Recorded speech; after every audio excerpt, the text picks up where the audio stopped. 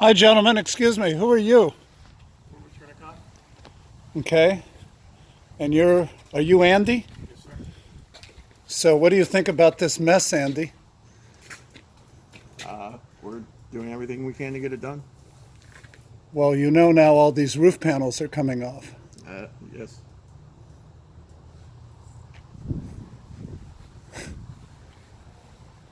I mean, do you have any sense of embarrassment about what you've created here? Or responsibility? Number one, you don't have my permission to record this. All right. Turn it off. Okay, now I'm talking to you. Yes, I mean, wish it would have went smoother, yes, but we're doing everything we can to make it right. Well, what I don't understand, and maybe you can explain, and we had a meeting last night that was pretty contentious with the board and then the delegation of the board to Cambridge Property Management, no oversight. Then the delegation from Cambridge Property Management to you, and I understand you went to the meeting in December, correct? And how many times have you been on site since this project started? Not too much, right? I've never seen you. And when you were asked a lot of questions there, you didn't seem to have any valid answers. So I have a key question to ask. So the original plans that were put together by, I forget the name of the company, it was thicker material,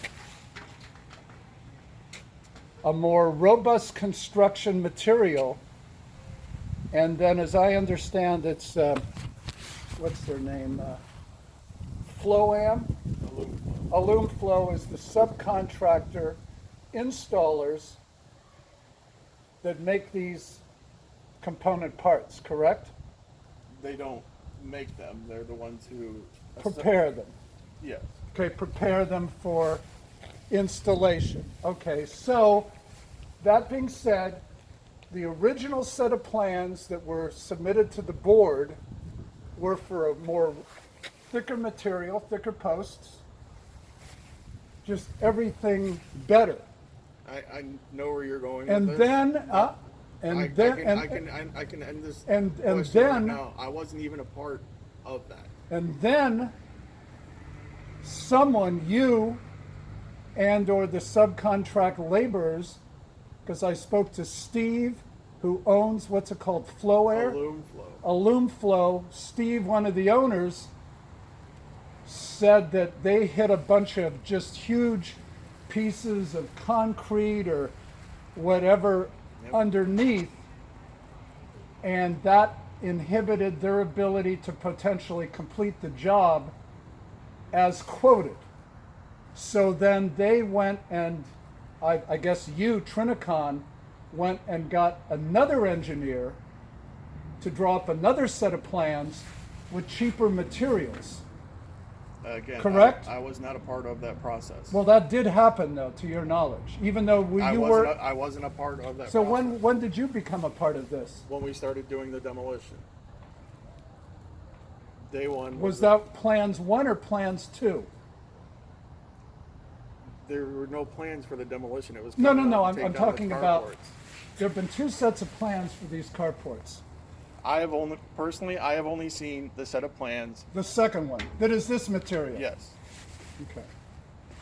Other than that, I'm sorry, but I do not have the answers that you're looking for. So what's your plan now? As far as As far as completion, the panels are. Why are the panels wrong? they're not long enough.